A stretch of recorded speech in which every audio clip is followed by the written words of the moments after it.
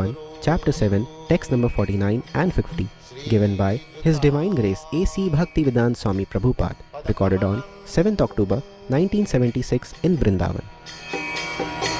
Sri Gurun Vaishnava. So, Bhagavan Devaki Sutta.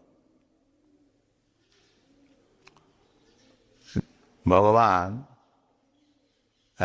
people may inquire what kind of Bhagavan he is. He has taken birth as the Devaki Sutta. Any ordinary man, he takes birth as the son of such and such gentleman or such and such mother. So what kind of Bhagavan he is? Therefore, we have to understand how Krishna is Bhagavan, Krishnastu Bhagavan Swayam. He appears as the son of Devaki or Vasudev. We have to know this. And if you can know, then you become immediately liberated. Our business is liberation. This is our main business. What is the purpose of getting this opportunity of human life? That we must understand. We should not waste our valuable life like the cats and dogs. This is our main business. To understand God. Athāta Brahma Jigyāsa.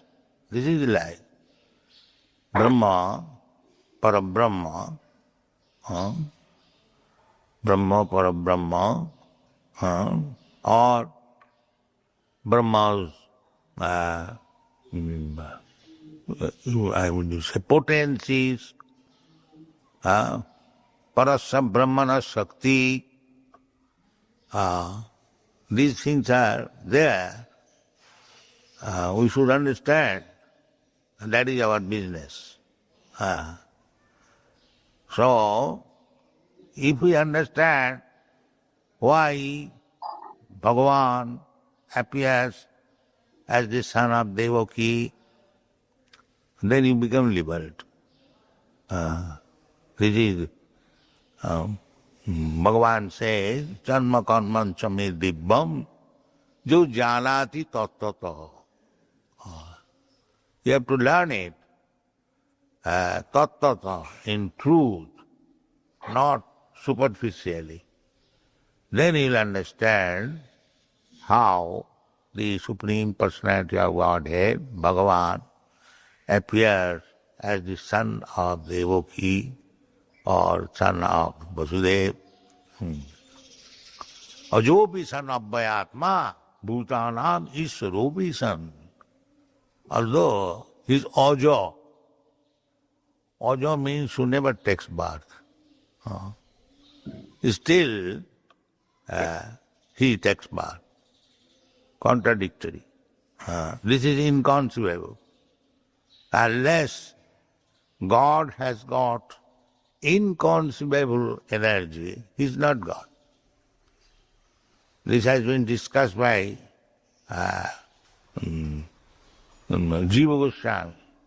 If you do not accept inconceivable energy of God, then there is no God. This is inconceivable. Ajopi san abhayatma bhutanam isharaopi san sambhavami juge juge paritranaya sadhuna. This is God. How it happens, how it is possible, if you understand properly, then you become liberated. Simply by understanding this.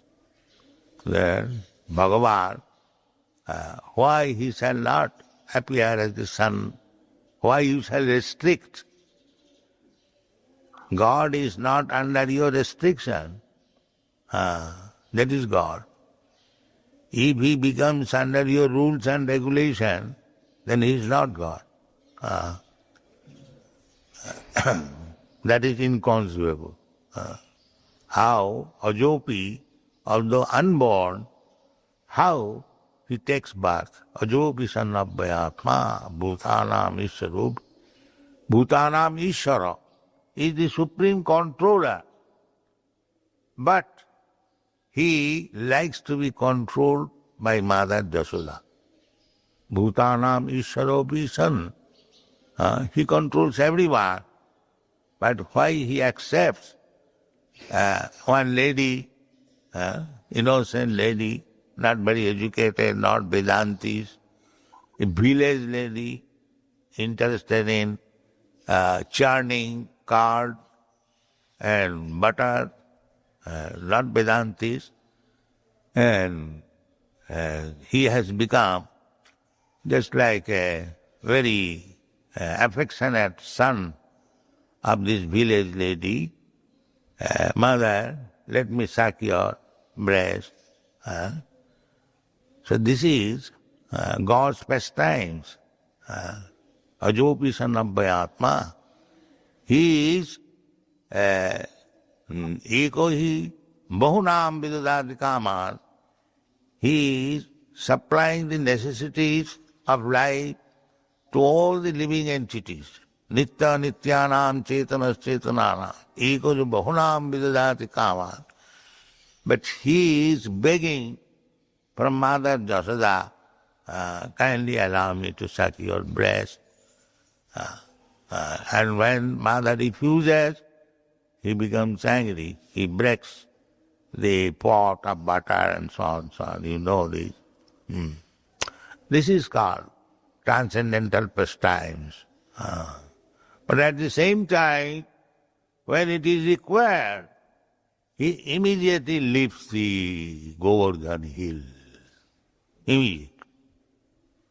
Although he is dependent on Mother Jasoda, Nanda Maharaj is saying, oh, this little boy has lifted Govardhan hill. How it is possible? Let me help. He is trying to help him by sticking the stick on the Govardhan hill, that it may not fall down. You see? He has already lifted. Still, because father affectionate, he is thinking the childish boy, he has lifted the Govardhan hill, it may not fall down, let me help. This is going on. This is called transcendental pastime. And those who are not devotees, they cannot understand. How it is possible? They say it is what is called mythology. It is mythology. It is not mythology, it is fact. Let's stop for a minute, please. Vasudev, such a learned... Okay, Hare Krishna. Who can remember where Srila Prabhupada started today? He started by saying our business is liberation. Our business is relationship with God. The first things he said today. Hatato Brahma Jignasya, the first Vedic aphorism, now in the human form of life. It's appropriate to inquire into the nature of the spiritual dimension, the absolute truth, to learn about Krishna. And what happens if we learn about Krishna? Then we become liberated. Yeah. Janma karma chame divyam. One who understands the transcendental nature of the appearance and disappearance of Krishna never takes birth again in the material world. Just by understanding Krishna. What else does Srila Prabhupada say?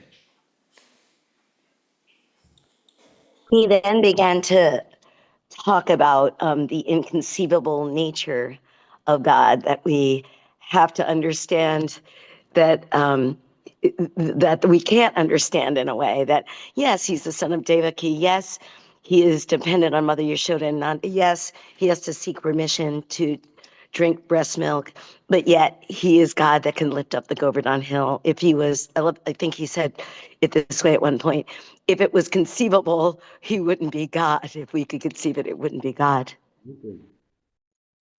And I think what was also important in that, or was helpful to me, was that if we try to say that he can't be something, like how is it that he is unborn but could be born of Mother Yashoda or of Devaki? If we say that he can't be, then we are limiting him, and that is not possible because he's God. So that sort of helped me understand a little bit the inconceivableness that, you know, you can't put bounds on what God is. Devaki Sutta was the son of a ordinary gentleman, and Devaki, Village lady, yeah. Yasoda's the village lady that likes to make curd and butter.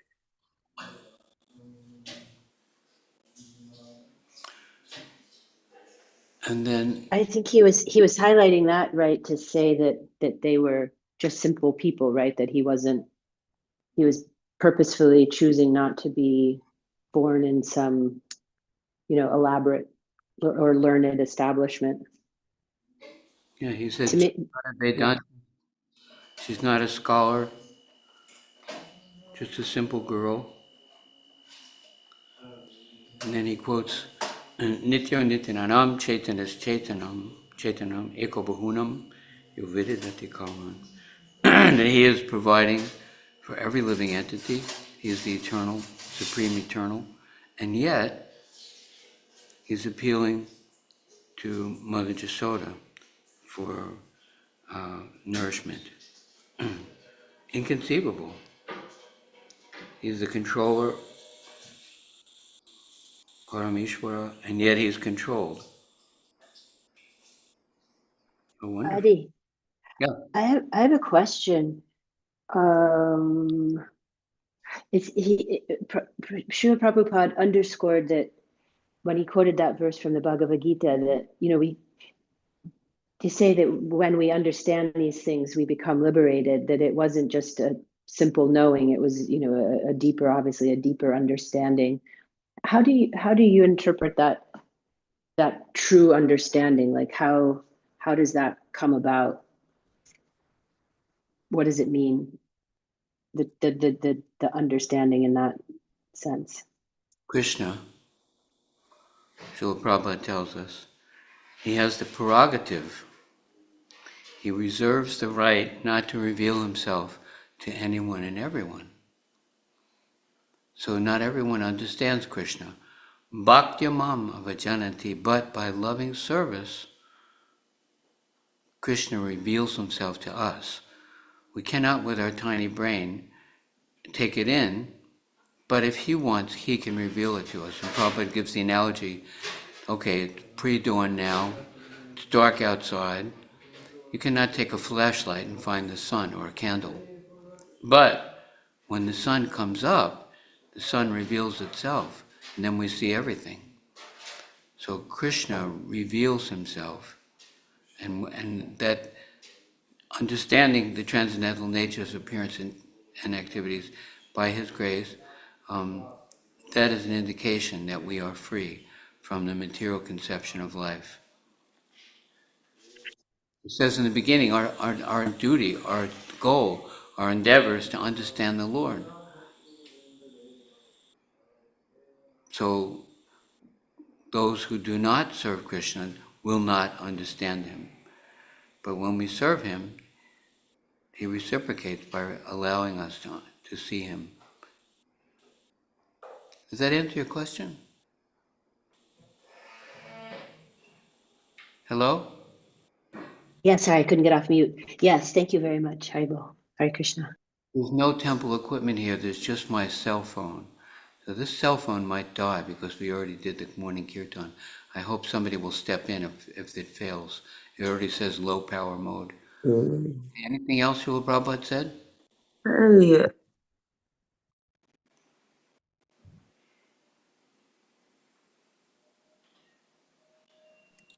Bima Prabhu? Well,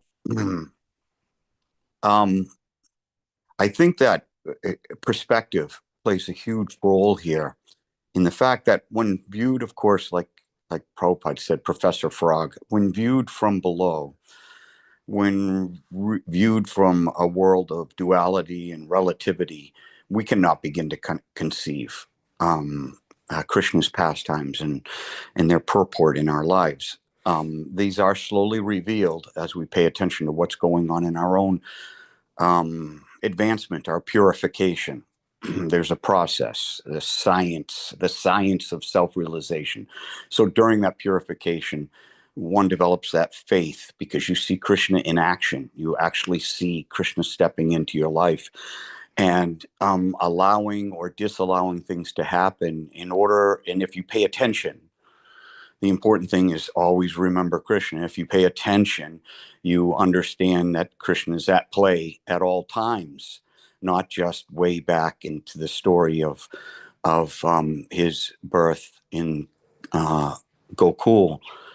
And though in order to understand Krishna's birth in our life and all the trials and tribulations that we have to go through with Krishna, hopefully in the chariot, that we don't forget.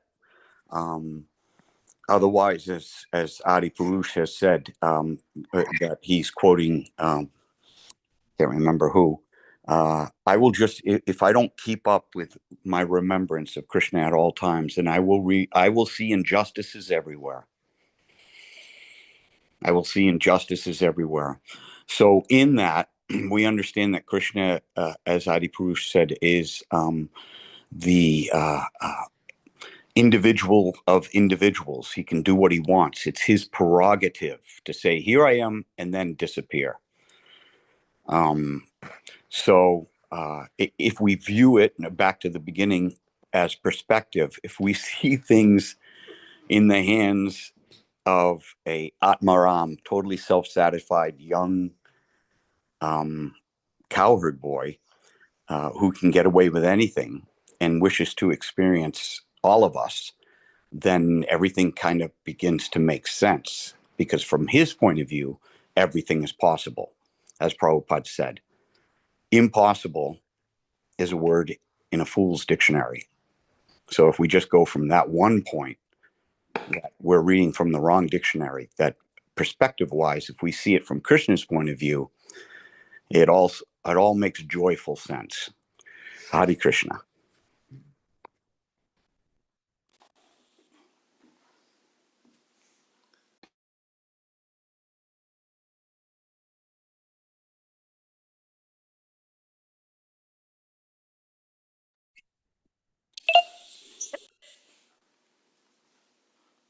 Yeah. Do you know what to do with that? Okay, anything else Srila Prabhupada said, Jamuna Jaya?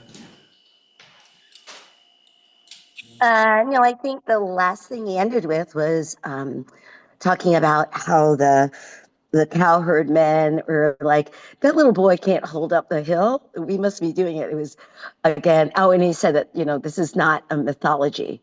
Let us not take this as myth. It is fact. And I think that's where we left off. Okay.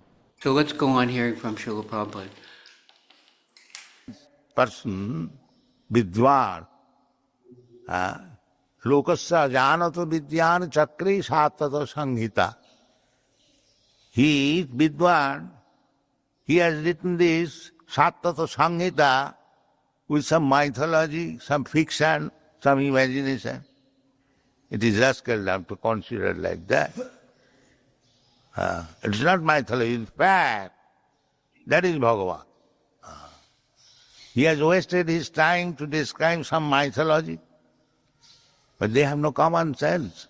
And not only that, Vasudev has written later on all big commentators like Siddharth Swami, Vijay Dhaja, Vijagavacharya, Vishwanath Chakravarti Thakur, Sanatana Goswami, many. They have never said that this is mythology. Never said. Never said. You will not find in any of the comments of this big stalwart Acharya, Bhagavatam is very learned scholar belonging to the Ramanujarya Sampradaya. And they have never said it is mythology. Where do you get this idea of mythology? So that is possible. God is all-powerful. He can do anything. He can appear. Why should you restrict him not to become the son of Devaki? Why should you restrict? Is he under your control or you are under his control? He can become the Devaki Sutta. He can become a small child to be chastised by Mother Jasoda. He likes it. Everyone offers him with reverence or respect. Nobody dares to restrict him and chastise him. Nobody goes to God that you cannot do this, you are fool, you are rascal. Nobody says. But still, he wants to hear all this. That is a pastime. Just like a big rich man. He eats so many nice things. But sometimes he says, give me some puff rice. A puff rice is not his food, but he likes sometimes. Similarly, everyone prays to God with reverence and vow and obedience, but he wants to be chastised sometime. That chastisement, from where this chastisement will come? It will come from his devotee, not ordinary. If ordinary man chastises, imitating, just why he will be offended, he will be punished. But where he agrees to be chastised, Mother is chastised, that is bhakti, that is devotional service. So, there is nothing extraordinary when it is said here, Bhagavan Devaki Sutta. He can become Devaki Sutta. It is his mercy.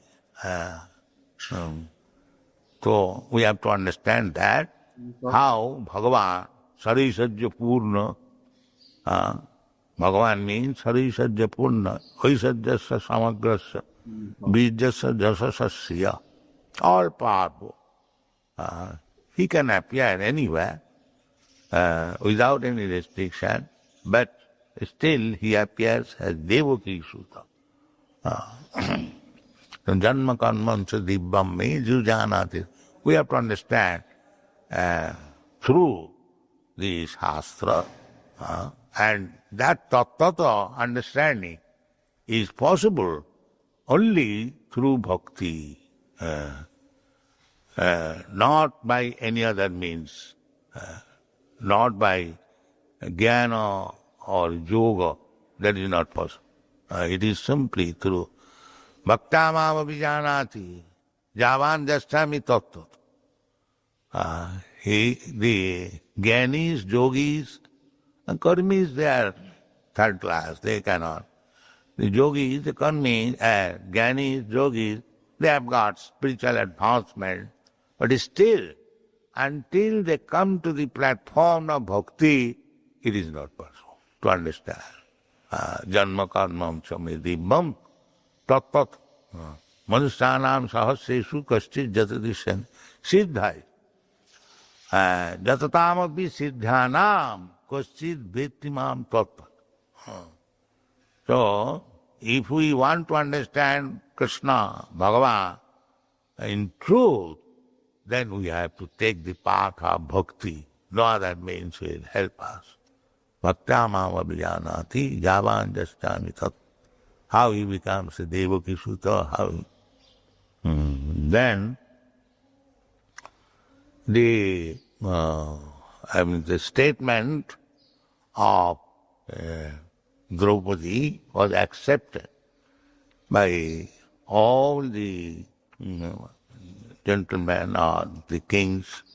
Everyone accepted, and they considered dharmam, najjam, sakuranam, Just like even in judgment, the other day I told you the judgment given to a murderer, there must be some consideration, sakarunam.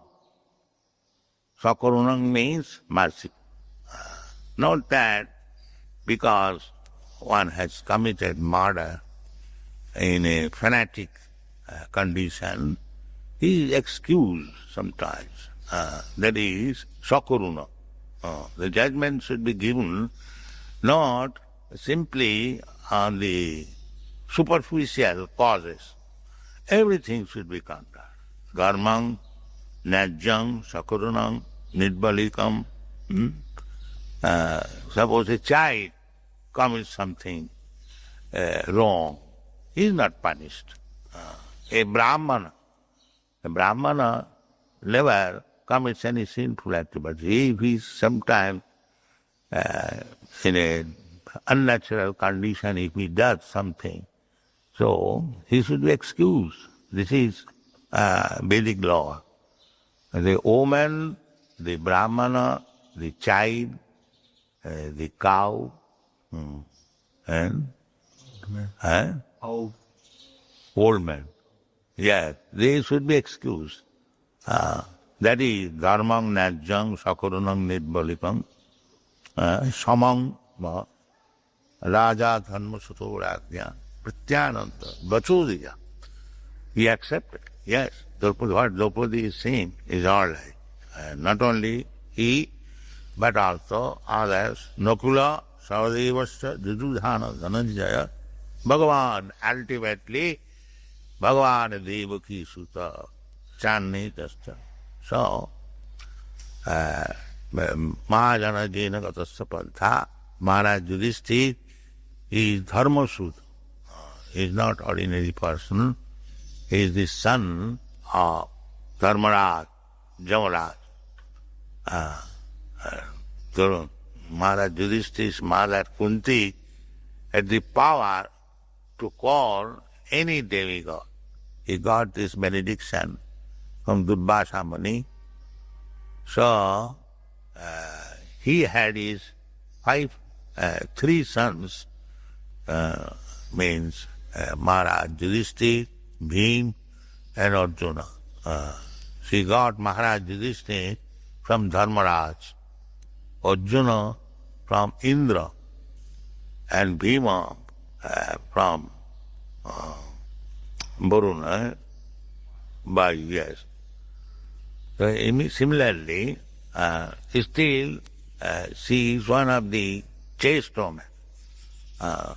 These things are there, but still they are not polluted.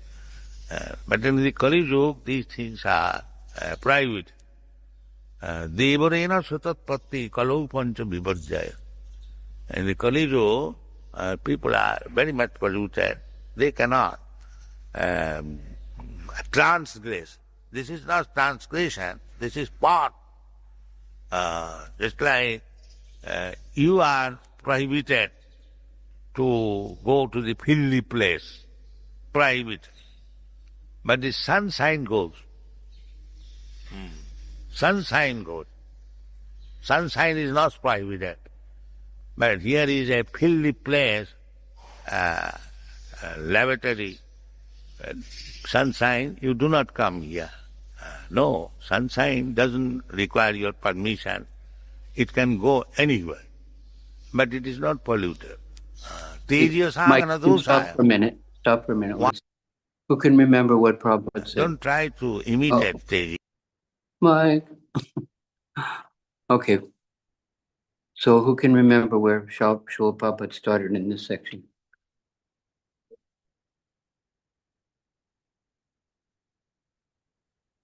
He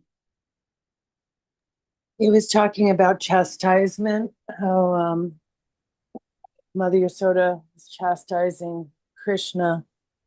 And actually, Krishna wants to be chastised by his devotee. But it's not that ordinary person could chastise God. This is for Krishna's pleasure. It's a loving exchange. Yeah. very unusual, inconceivable, yet this is not mythology, Prabhupada said. This is a fact. These great sages, Deva, Narada, Vyas, they are telling us. Mahajana Dasapanta, we want to follow in the footsteps and adhere to the information given by the great souls. So we do not challenge this information as something made up. It's real. This is a fact, Prabhupada says. What else? What else did Srila Prabhupada say? Just to elaborate on that, he was saying, can you hear me? Sorry, I'm outside with my headphones. Yeah, good. He was saying why that makes sense, even from our, psychological point of view, is that, everyone always approaches Krishna with awe and reverence, and it's sort of like spice in his life to be able to experience these other things like chastisement or other, restrictions that Mother Yashoda puts on him. And he gave the analogy of like a rich man can eat anything, but sometimes he likes puffed rice. Like, I think that's what he said, or was it chipped rice? One of the things that just a very simple dish, even though he could have anything he wants, sometimes just for that variety, he craves something simple or restricted. Krishna's pleased. Anything else anybody can remember Srila Prabhupada said?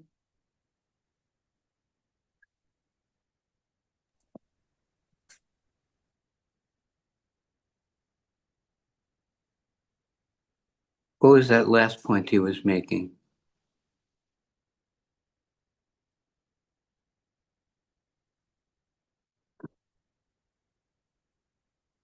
The chastity, how an old man and a woman and a child, sometimes they might do something that's seemingly wrong, but they can't do any wrong. They're forgiven. Yeah, he says even someone might be a murderer, but there might be some merciful consideration, and he may not be punished for some reason. And in one class, Srila Prabhupada was saying, yeah, woman should not be chastised. And everybody's going, child, especially Mataji's. And child, sometimes he does something wrong, but he is not chastised. Or a cow, or a Brahmin, or an old man. And everybody's going, child. But then Prabhupada said, but don't take advantage. Just because you are given some concession, do not be rascal. This makes me very happy when I hear that children shouldn't be chastised. I also like that he brought in this special boon that Queen Kunti has to call in the demigods to conceive a child. Who did she call?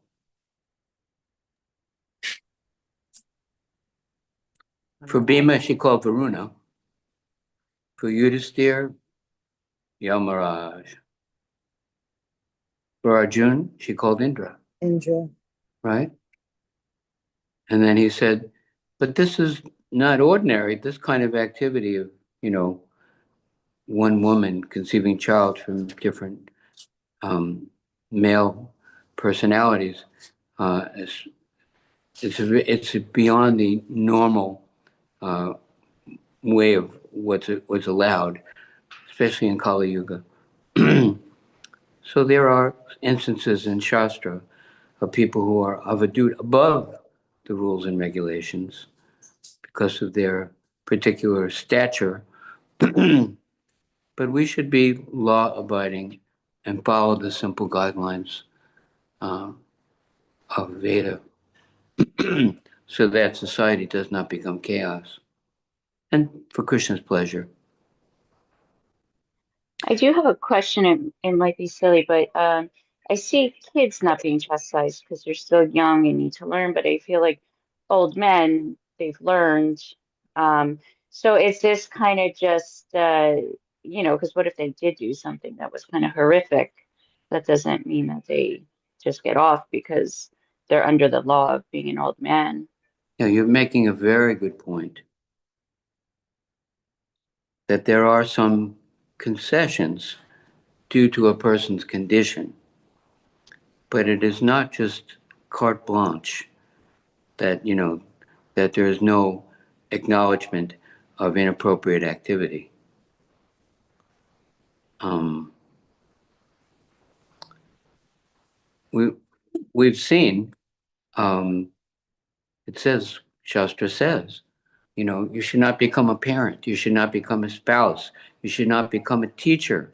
We should not become a government official unless we are prepared with all our heart to endeavor to deliver our children from the cycle of birth and death, to deliver our spouse from the cycle of birth and death, to deliver our constituents or our students. So we do have a responsibility to instruct, but it's not just, you know, uncontrolled anger and, punitive, unrestricted. The surgeon uses a scalpel in a very careful and controlled way. He is trained, he is skilled. It's not just like some madman with a knife slashing. So it says that anger is like fire. You can heat, you can cook, you can light, or you can burn the house down. So these things of empowerment to be a caretaker, an authority, must be done very carefully with lots of love. It is not just like screaming and yelling and uncontrolled anger that is sanctioned. Does that help? Yes, What that's very helpful. I like that analogy with the surgeon with the scalpel. Yeah. Thank you. one point is that this lecture is it's the Ashvatthama pastime, and the discussion is whether to kill Ashvatthama or not to kill Ashvatthama. He was chastised, but he was not, given the death penalty. Specifically due because he was son of a brahmana. He was the son of their teacher, and Draupadi did not want the wife to experience the pain that she's now feeling in the loss of her own sons. Um, Was it wife or mother? well, she didn't want Ashvatthama's mother to experience the pain Right, that she's feeling. Yeah. right. Vedic culture is sophisticated and precise. Mm, We have in the literature characters like Archie Bunker, who is just like uh,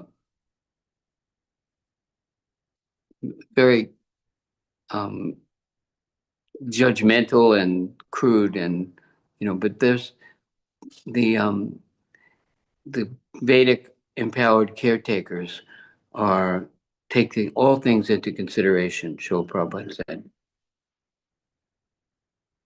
There may be acknowledge of wrongdoing, there may be chastisement, but it is uh, in a controlled way, with lots of love, for the benefit of the person being chastised. Everyone who fought against the Pandavas on the battlefield of Kurukshetra, they were slaughtered, but they benefited. The We have one Keshava was here at the Bhakti Center. He told us that when he was a child in India, in school, he and his classmates were doing some nonsense, and the teacher chastised them. In those days, they could use the rod, and but they still kept doing the bad thing. He didn't tell me what it was, and he said, but they were thinking now, the idea is to do the bad thing, but don't get caught. So it was kind of like more fun. So then the teacher decided to raise the bar. And he said, now I'm telling parents. So they told the mother, Keisha was doing this. And the father was away traveling. So she said, when your father comes back, you will be chastised. So the father came back. She told him what Keisha was doing. Immediately, he struck the child. Immediate punishment. And Keisha said, I ran to my room and I was crying and I fell asleep. And then, while I was sleeping, my father came in the room and he was rubbing my back and he was weeping. And he said, the threat from the teacher did not deter my desire to do the bad thing. The punishment did not deter me from doing the bad thing. But when I saw that my father was crying, I said, I'll never do that again. So punishment must be administered with care, love, restraint, so that for the benefit of the person. And when a person understands that the chastiser cares for me, even in the Bible, it says, who I love, I chastise. So there's a lot of sauce going around in our movement. We call it sauce when you get chastised, But we know that it's not easy to be a temple president, to be a parent. The uncontrolled senses of the child will draw the child to run out in the street or eat something that's not, you see the little kids, they put everything in their mouth. We mentioned yesterday, we were over at Father Joseph's house and his little son, a little toddler, was watching a video. Oh, here comes the conch shell. Hare Krishna.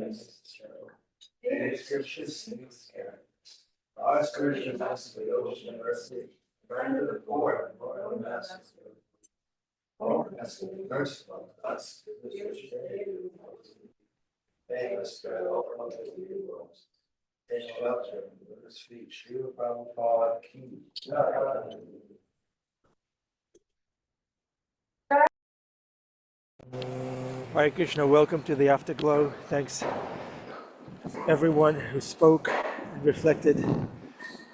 Krishna wants to be chastised by his devotees, and therefore, if there's a correction that is coming our way, we should take it gladly. This is for my benefit. This person is trying to benefit me. I live to be corrected, Vaisheshika Prabhu says. Jai Nityananda Chandra Prabhu, you have a contribution? Oh, yes. I mentioned this the other day that this is a very interesting section of the Bhagavatam. It's basically the first pastime in the entire Bhagavatam is the story of Ashvatthama. You have Arjuna who's being told to do something by Krishna. He doesn't do it, and Krishna's very happy. He says, "You have passed the tests." Arjuna's being examined by Krishna. Pari akshata. Pari means around, like we have like periscope, periphery, and aksha means like the eye. So he's just as we are supposed to pari prashnena, ask questions all around to the guru. Krishna is also examining his devotees from all around, and so Bhima told Arjuna said he's going to kill Ashvatthama. Krishna told Arjuna to kill Ashvatthama. Uh, Arjuna told that he's going to kill Ashvatthama. And then Draupadi said, don't kill Ashvatthama. And Arjuna didn't do what Krishna told him to do. And Krishna was like, good job. That he used not just some kind of following just some principle blindly, but he had a spiritually refined intelligence.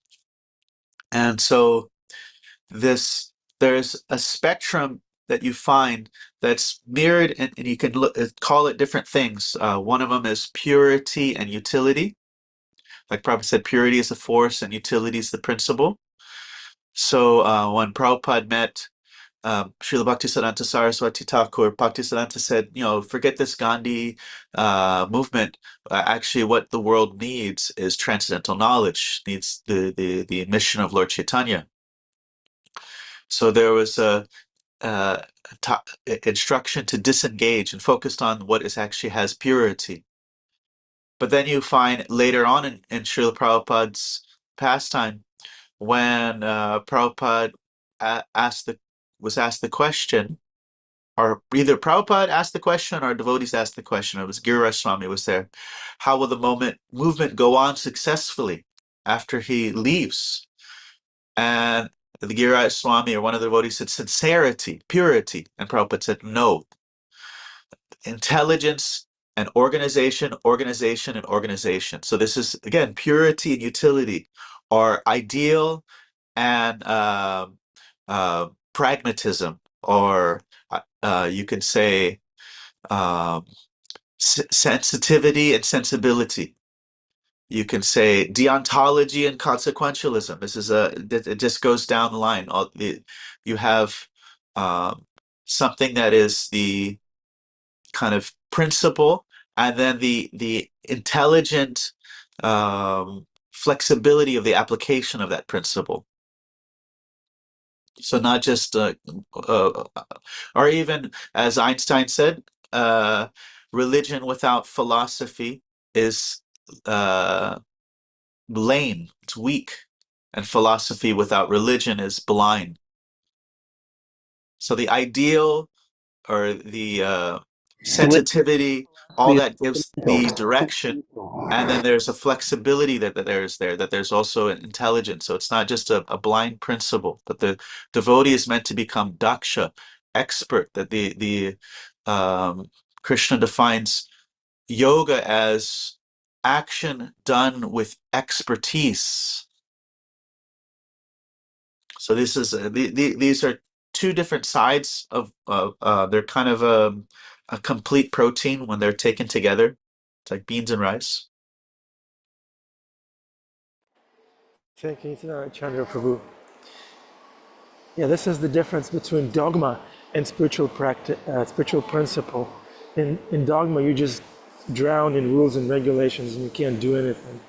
And spiritual principle is flexible and is always, there are two guardrails: sincerity and then regulation. You can be very sincere, but if you lack discipline, then you kind of, what's the use? You just don't get anything done, not going anywhere. But if you just regulate it and there's no substance, no sincerity, then it's mechanical. Thank you so much for explaining that so nicely, like rice and beans. Sincerity and discipline. Thank you. Would anyone else like to speak in line with Guru Sadhu and Shastra? Okay. How wonderful is Krishna? How wonderful is Nityananda Chandra Prabhu? How wonderful are all the devotees on this call and outside too? How wonderful is Mike that he facilitated Srila Prabhupada's class for our benefit. Okay, Karen, is Isaiah, Annabelle, are they available to recite the Maha Mantra? Hare Krishna, Krishna Krishna, Hare Hare, Hare Ram, Ram Ram, Hare Hare. Thank you. Thank you very much. Do you chastise them, Karen, for their benefit? Bye. Probably more for my benefit. Yeah, see, Krishna Kumari is watching. Krishna Kumari is watching.